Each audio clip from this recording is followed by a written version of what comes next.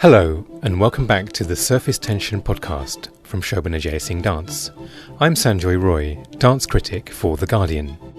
In the previous episode, we looked at science and science fiction in Shobana's work, and we ended with a piece about the flu virus.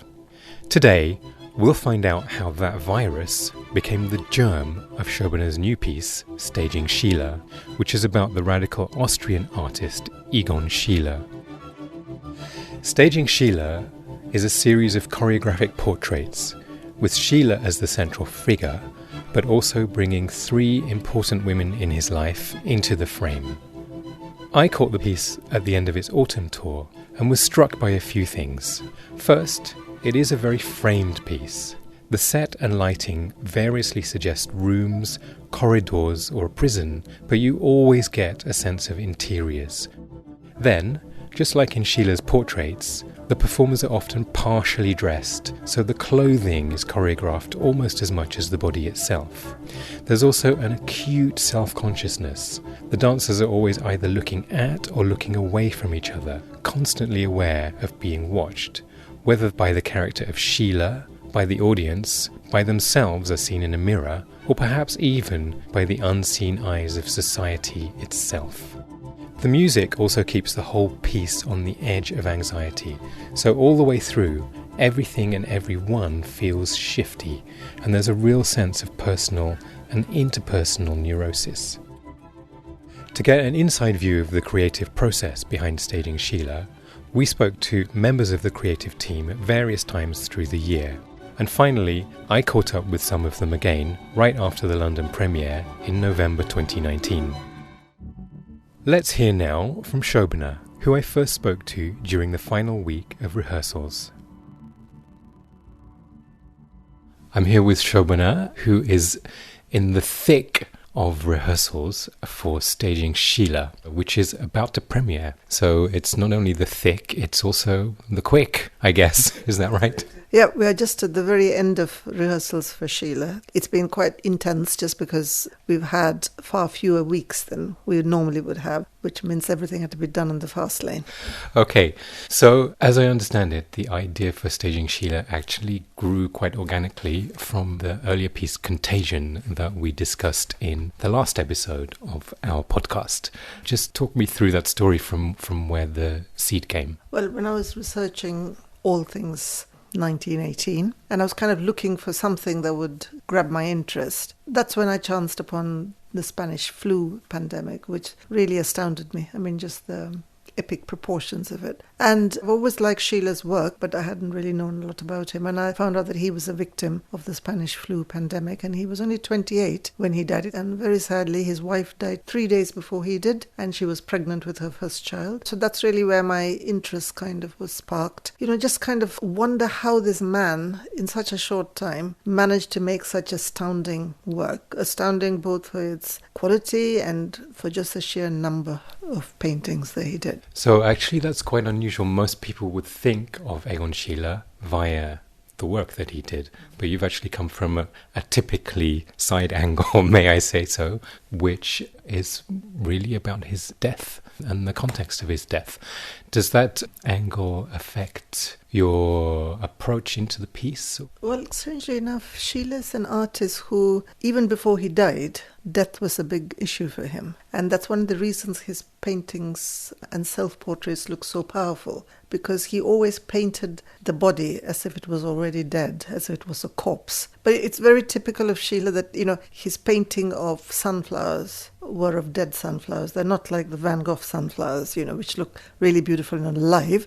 They're equally beautiful, but they're wilting. So he was someone who really saw beyond the surface of the body. He was aware of mortality and of illness and of decay. So you see that a lot in his paintings. So it wasn't really very difficult to connect Schiele and death. And as it so happened, by sheer irony, he died young, and he very much embodied, you know, the possibility of mortality even in youth. So tell me a bit about the piece that you're creating now in relation to either the life or the paintings you're referring to a lot.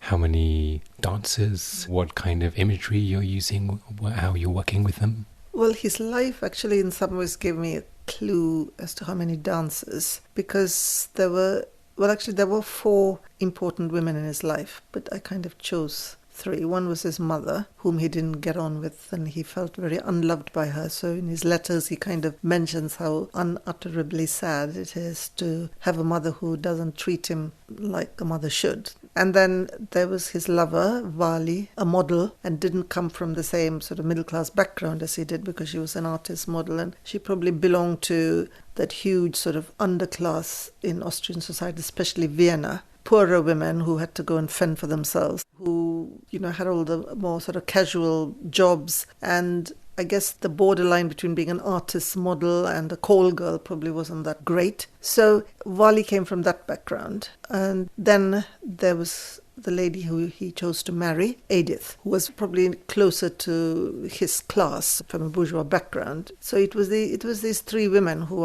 I was interested in. And you also have the character of Egon Schiele as well. So would you say it's about the work or about the lives?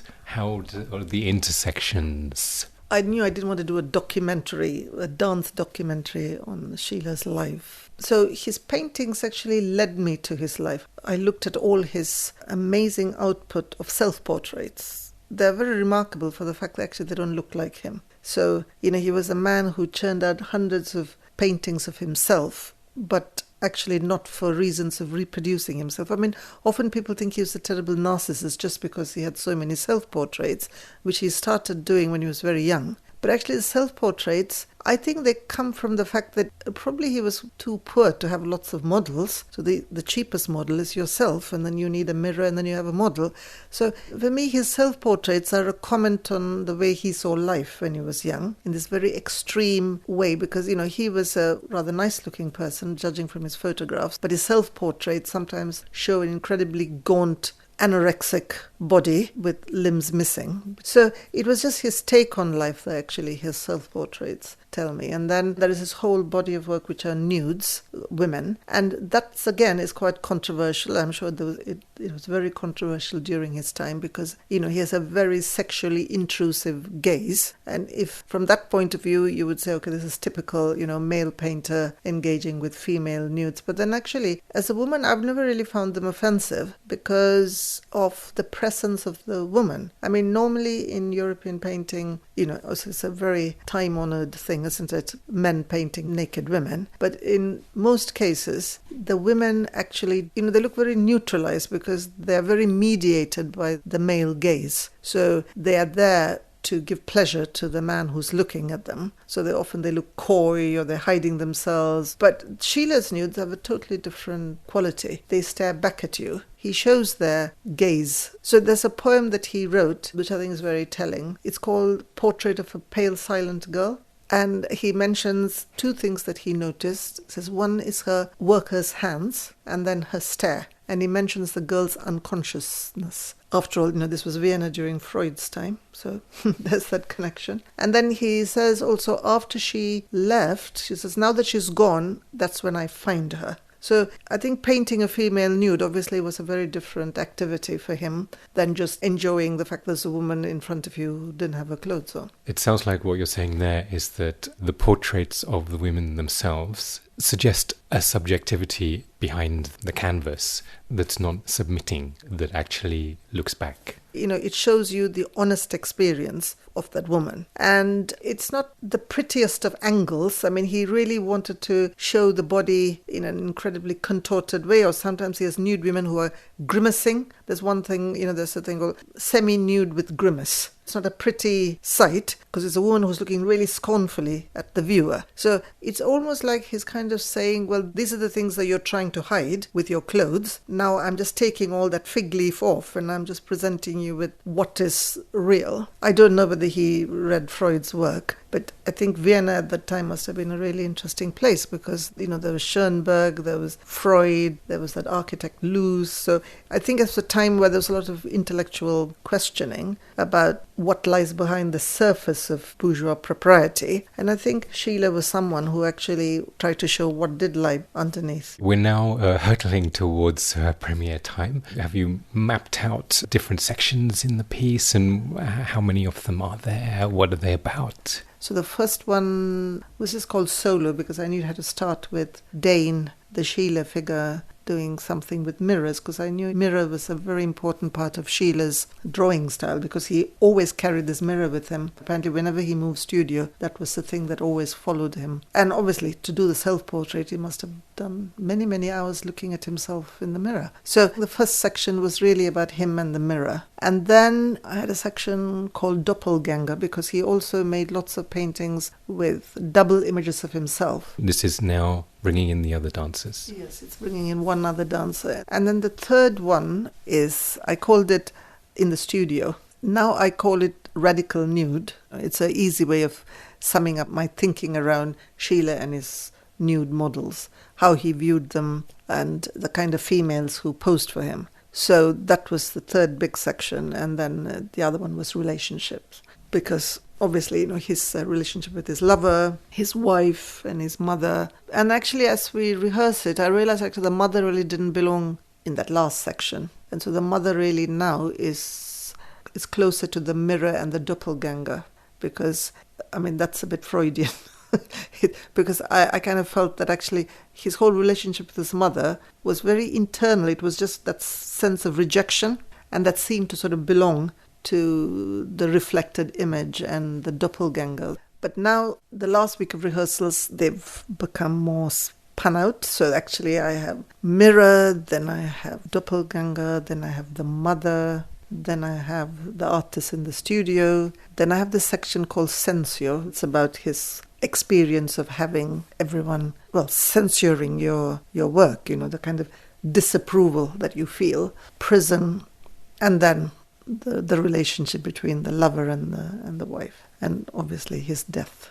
I think it's terribly, terribly sad. He died when he was so young, because he was actually getting to be incredibly successful, because Klimt died, and he was actually in place to be the next big painter of Vienna. Just at that time he died, and in such a tragic way, because he saw his wife die, and 3 days later he died, and his lover had actually died the year before. The two women in his life died within a year of each other.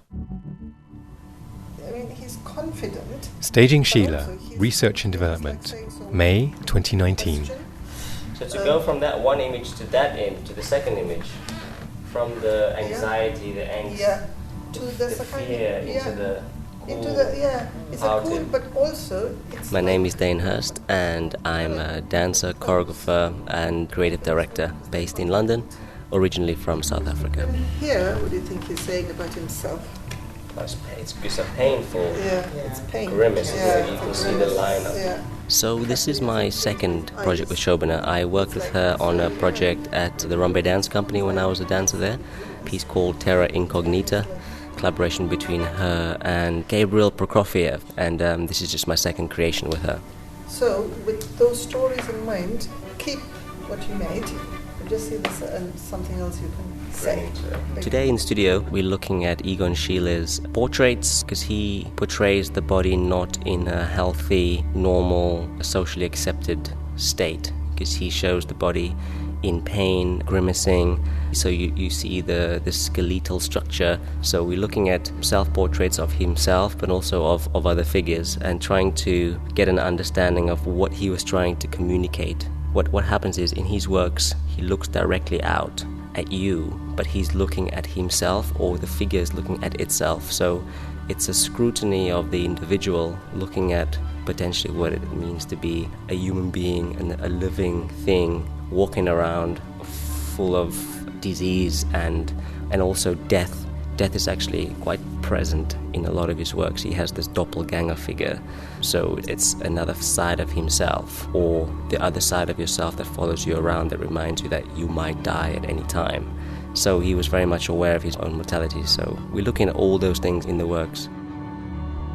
It's a very romantic, but capital R idea, the doppelganger figure. That's why the Jekyll and Hyde. So it's a kind of split personality, the fragmented self idea came from and was expressed by, artists. And also sort of foundational to psychoanalysis and that kind of culture as well. That's right. Yes. It's really analysing the inside, as opposed to just looking at the outside. Sometimes you feel the doppelganger is death, or mortality. And often he had, if there are two figures, he would have had one with their eyes shut and the other with the eyes open. Sometimes it looks like the two selves, one is looking after the other person. Sometimes they're just totally identical.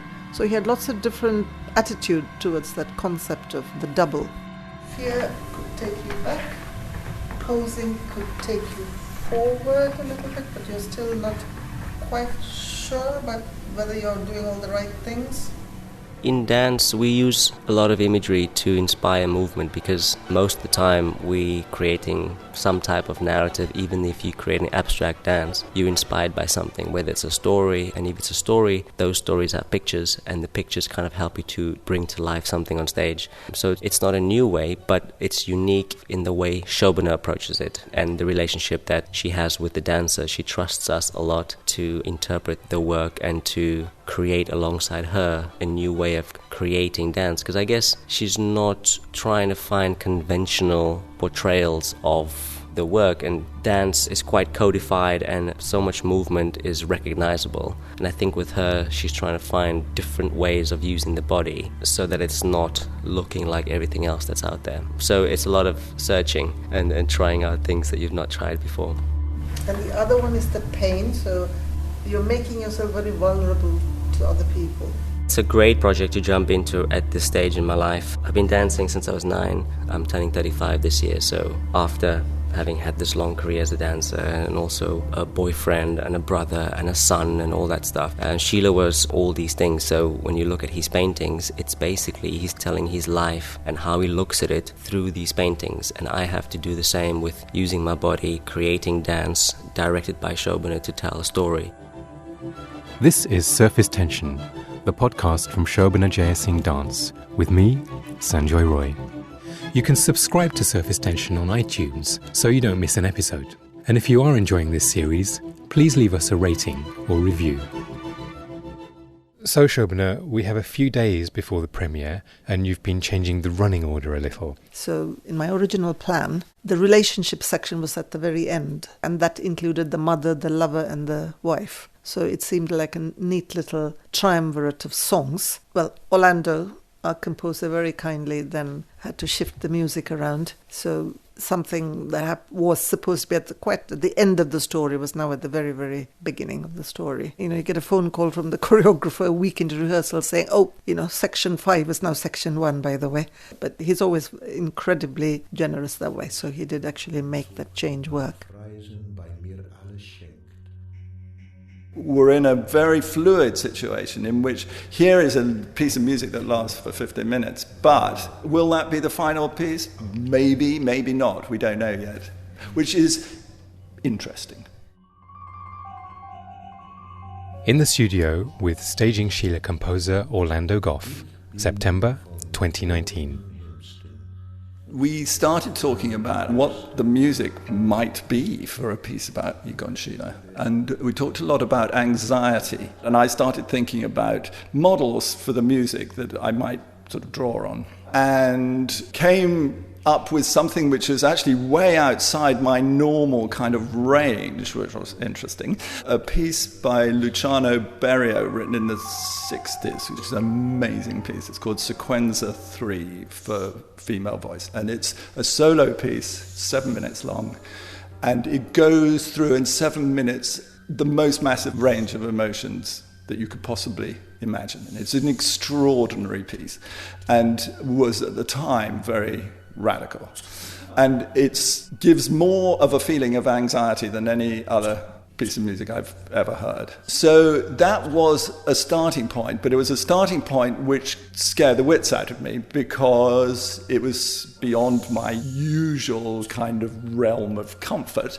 And so I was already thinking, this is all very well, but how am I going to do this? So it's proved, as these things tend to do, to be extremely interesting, because then the piece becomes like a kind of dialogue between the normal me and Berio. And that's a very interesting place to be.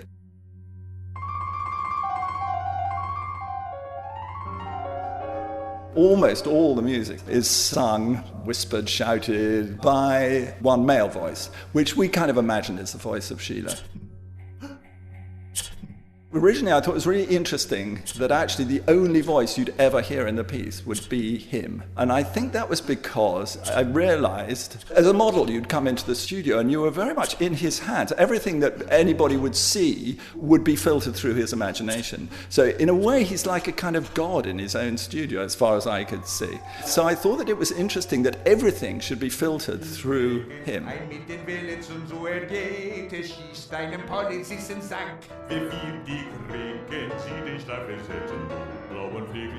One of the sections of the piece is about Shila in the studio with models coming in, and we decided that it should be like a kind of cabaret, sort of Viennese cabaret of the early part of the 20th century. So I did some research about what that kind of music sounded like. Found it a bit dull, to be honest, and a bit bland. And so that took me, oddly, into a slightly later period where Brecht and Kurt Weill were writing cabaret music, which is really amazing. And then Hans Eisler also, really great composers. And so their ideas kind of fed into the music there.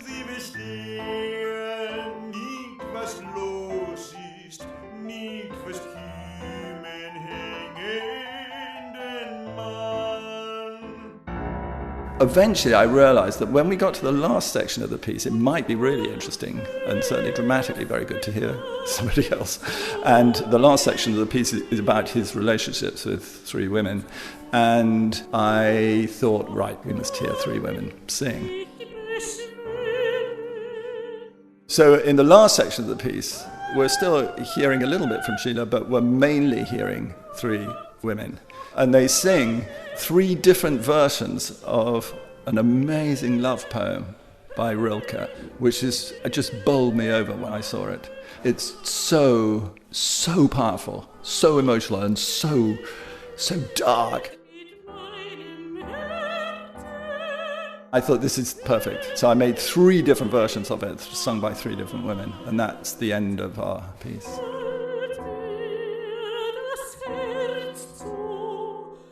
It's undoubtedly true, I think, that a composer has more to contribute to a dance piece than to, say, a play.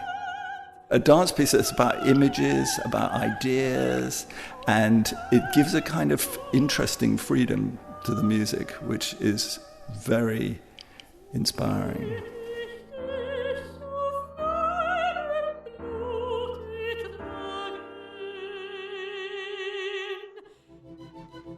This is Surface Tension, the podcast from Shobana Jeyasingh Dance, with me, Sanjoy Roy. Hi, I'm Ben Cottrell.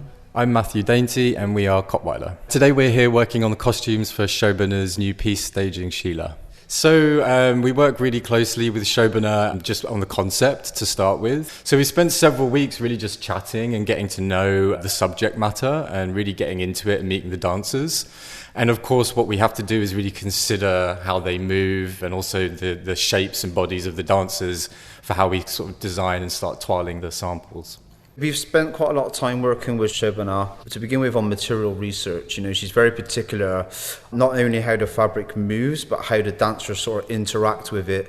And there's a lot of sort of movement within the garments. She tends to use them as kind of props. So we've been really trying to work that out with her. But then also now, as it started to develop, we've got a lot of lighting involvement. So we're now trying to work out how it reacts to the lighting in the stage and set. We are menswear designers ultimately. We work a lot on sort of the malform, so to see something that is from a certain time to look so contemporary is pretty fascinating for us.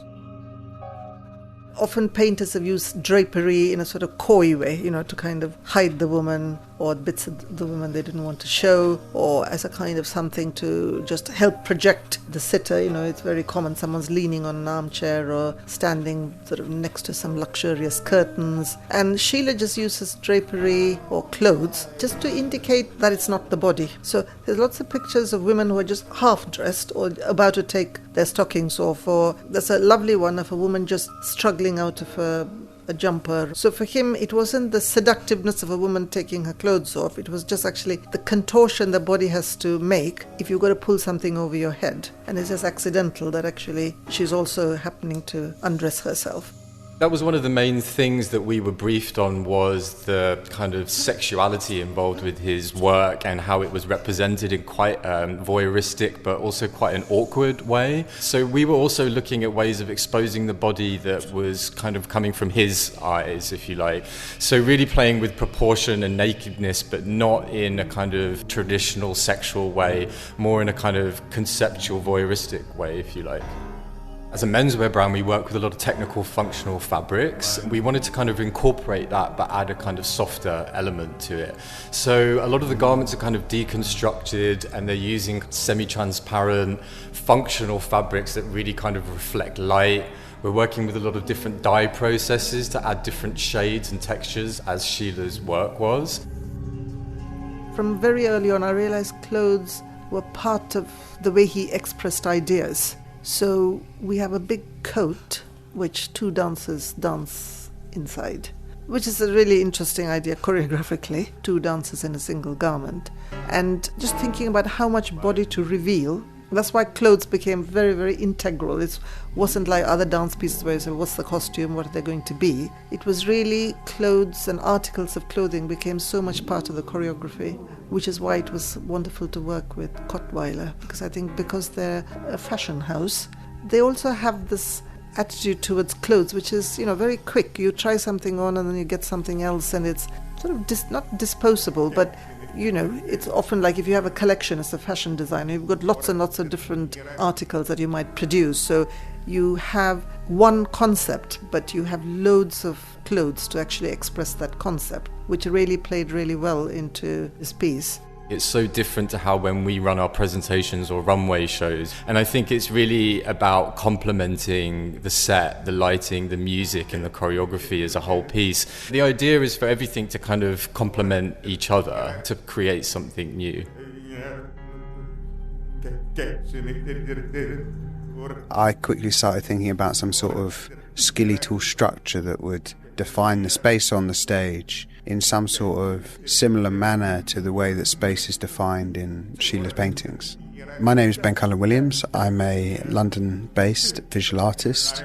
If you really study Shila's paintings and his drawings, to me, they're quite architectural in their sensibility. There's quite a strong sense of structure within inside the body. The bones, they really stand out and they're strongly articulated. And then the skin is almost kind of stretched over that bone. And the canvas and the frame seem slightly incidental to the figures. So the kind of unfinished scaffolding sort of feel, this kind of aesthetic came around through this idea of some sort of unfinished liminal space, something that wasn't so defined. One of the first people I spoke to when I thought about staging Sheila was Ben Cullen-Williams. I knew he was a designer with an architectural background, and I thought actually, in a way, I think Sheila actually said something like, if he hadn't been a painter, he might have been an architect. I think he was very interested in volume, of shape, of line. And so I was kind of drawn to Ben's work from that point of view. So actually that started off a really interesting dialogue with him as to how he would provide me with a location for Sheila. It's a steel frame structure, and it was designed very carefully so it could tour. It's all collapsible and flat packable, so it doesn't take up too much space in the back of a van. And then on top of this steel structure, we stretched some black gauzes, which really help to define a sense of space internally inside the structure. But it's because this gauze, when it's lit from behind, it becomes very transparent, but they still have the presence of the gauze there. So you have this kind of semi-permeable layer in between you and the dancers. So they're in this kind of other world, but they're also present in your world at the same time. In Vienna at that time, because of people like Freud, there was a desire to look beyond the physical to what was actually happening inside your head, inside your psyche, a kind of psychological exterior, if you like. In a way, I thought perhaps we could make it work like that in fact his installation, the set, would stand in for the subconscious of Sheila. We're talking about this idea of actually the inside of the structure being this kind of psychological state. So we try to manipulate the use of light to kind of define that space sometimes, this kind of slightly undefined space, this marginal space, and that wasn't quantifiable, that then the dancers were able to exist in, that alluded to this idea of Shila's mental state. And then on the structure itself, we had a series of lights, these kind of vertical battens, and they could be programmed to generate a sense of anxiety, a sense of unease. You know, you turn on a light switch or in kind of some sort of horror film, all the lights flicker, or, you know, it gives that sort of sense of a disturbance, not fully settled. So these lights on the structure really try to bring out that sense of anxiety throughout the piece by this kind of constant flickering and kind of twitching.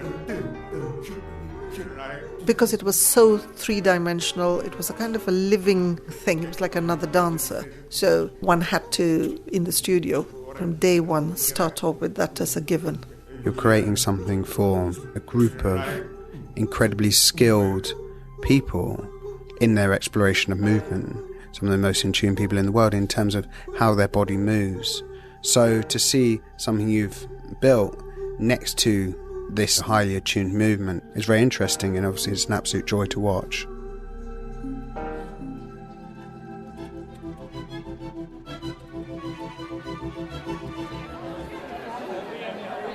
So I'm here in the foyer of the Queen Elizabeth Hall just after the London premiere of Staging Shila. The performance tonight was, even by Shobana's standards, quite unsettling. She never goes for the easy route, and I think everything about this, as she said, was saying anxiety. So I'm here with Orlando Goff, the composer. Orlando, this is the London premiere. How was the show for you tonight? Looked pretty good to me. There was a terrifying moment 2 hours before when Dane had a terrible back spasm, so we were watching in some kind of agony, but he did so well. I mean, it was an astonishing achievement to be able to dance like that after such a thing. So that was a relief. This afternoon I was extremely upset by the acoustic in the Queen Elizabeth Hall. It's great for singing, but it's not that great for amplified music, and I was thinking, oh God, this doesn't sound so good. But actually once the audience came, that was a lot better. And I think, well, I'm a little bit biased, but I think it's an amazing piece. It's the most intense dance piece I think I've ever seen in my life. So I'm pretty happy. It's a very anxious piece. It's very unsettling. Thanks a lot to your entirely unsettling music. Yeah. The music is essentially an opera of anxiety. It's 55 minutes of quite disturbing sounds, which makes it, I think, a difficult piece to listen to and, a difficult piece to watch. But it was what we set out to do, essentially. It was entirely appropriate to make that sense of anxiety continue all the way through. That is right, because it is the overwhelming feeling that one has looking at a Shila portrait. And actually, some of the music, the end part of the music, is actually quite still and beautiful. But Shobana has done a brilliant thing and set against that rather beautiful music some very anxious choreography, which I think is very interesting. And all the way through there is actually a tension between the dancing and the music. You don't feel that, it's just nice, the music's just supporting the dance. It's not like that. There's always a tension. So there's, both the music and the choreography are quite anxious in themselves, and there's a tension between them. Again, entirely appropriate for the piece that was being made. And as we know, Shobana is not a fan of resolution. She's not, no. I'm much more namby-pamby, I think, than Shobana. I quite like a pretty chord, but not really appropriate here. Here I am with Caterina Carvalho, one of the dancers in Staging Shila. Caterina, you've already performed this piece a couple of times. How was it in London compared to Ipswich and Belfast, I think? It was wonderful to be in this venue, because it's quite an iconic venue at the QEH, and we had quite a big audience. And quite a warm audience, I thought, as well. We had a really good applause at the end of the performance, and to just bring now the show that feels a bit more mature, I guess, because we've done it a couple of times. So it's exciting. It's really good to be here. What changed during the tour to here? Did you have to change anything in your performance, in the choreography? I guess the tour kind of was a good moment to also just see where the piece was at, and then Shobana kind of developed a couple of things, because then we got the opportunity to see it on stage. Choreographically, physically? Yeah, physically. Was your performance, Yes. did you change some moves or did you develop your persona? I guess we found a better tone for the piece, so it was kind of tuning, we're just trying to tune in the right place. Okay, so it sounds like the piece itself maybe didn't change so much, but you found a way to fine-tune it so that it becomes more what you think it should be. Exactly.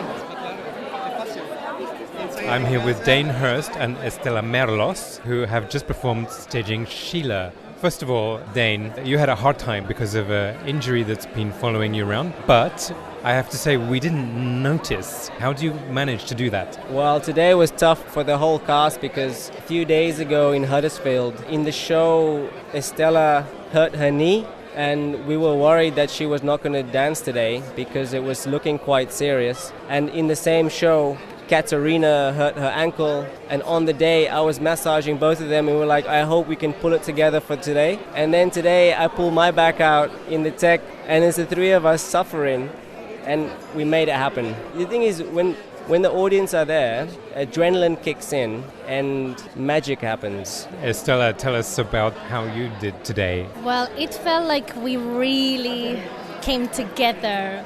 I think the fact that we were all suffering from little injuries here and there, and I think we're really supporting each other. I could really feel an energy between us, and also a very receptive audience. I could feel the warmth, even though the space is so big. I could really feel that everybody was with us. It's really lots of torsion, lots of unnatural ways of moving. You have to move against a natural flow. Shobana really likes to work with tension and counter-tension, the contortion and the twists of the body that create those dynamic movements. It might not feel the most comfortable thing. It really creates a different three-dimension to the movement.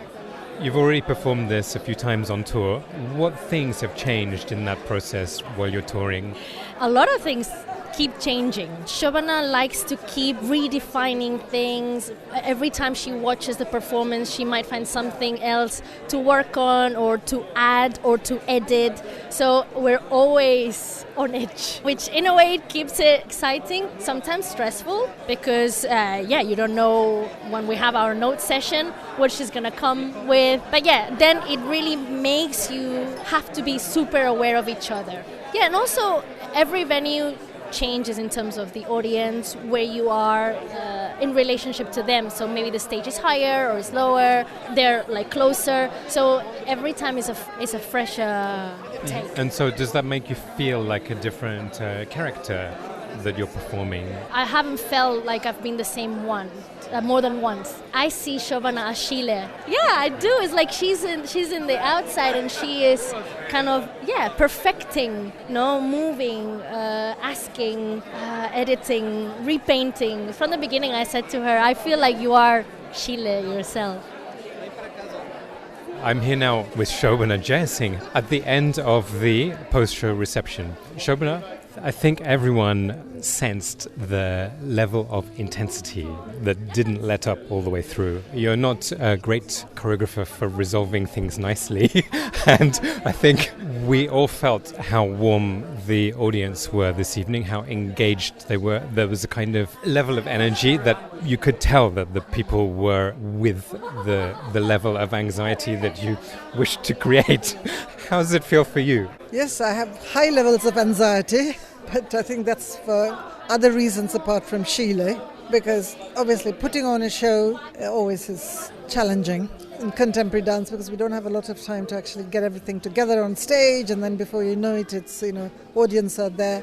I'm sure in about 2 or 3 days' time, I'll look back and I'll realize actually I was really happy. But at the moment, well, I guess I'm too much in the moment to know even whether I'm happy or not. But all I can say is the dancers were brilliant. They really were. And I think what the creative team has done, the set, the lighting, the video, costume, I mean, each one of them were just epic, really. You said in your speech that the synergy, shall we say, of vision between your collaborators, you really felt this evening, didn't you? Yeah, I mean, I think I was lucky because I think all of them invested in Schiele, but I think that finally is a credit to Schiele because I think his paintings have that power to really provoke you. So it's not difficult to show a couple of paintings to people who maybe not have seen his work, but they all incredibly, immediately they felt moved, and I think it really stimulated their imagination. Shila did a portrait and then it was on paper. Each time you do a performance, it's another portrait. How has that portrait changed for you during the course of this tour that you've been on? Well, obviously, when you have human beings, dancers, things never stay still. Nothing is ever the same. It's a very dynamic art form because it's created in that second and it also disappears in that second. And of course, each time you go to a new theatre, a new audience, chemistry totally changes. Sometimes the theatre's a bit smaller and then things look different, all the different elements, they relate differently to each other. I think the brilliance of Ben's set, I think it really anchored us. Wherever we went, we had that structure. So we actually, in some ways, I don't really use the stage, I just use the structure and the space around it. The idea of yourself as a kind of portraitist, of somebody who is a portraitist, creating portraits of other people, it's a lot of layers to work through, isn't it? I mean, someone asked me, was I nervous? Because Sheila was such an amazing artist. What am I going to do? Do I have to match him? And I kind of thought, actually, I never really thought I was in competition with Sheila, really. Sheila, for me, is just the most brilliant resource. So I suppose it is like a portrait. I mean, I did think about the title. That's why I call it Staging Sheila rather than Sheila, because in some ways I knew there was some sort of degree of distance I also needed to have, because I'm not a documentary filmmaker, so it's not really about him and who he was really, really, really. It's really an impression of Sheila. So finally, I suppose it is my portrait of him. Congratulations, Shobana, on a high-intensity piece. I'm sure it's been quite an intense day for you, and you're now ready to take a breather. So thanks very much for taking the time to talk to us. Thanks for listening to Surface Tension, the podcast from Shobana Jeyasingh Dance. If you'd like to see the full performance of Staging Sheila, visit the Facebook page or YouTube channel of Shobana Jeyasingh Dance. It'll be online until the end of 2019.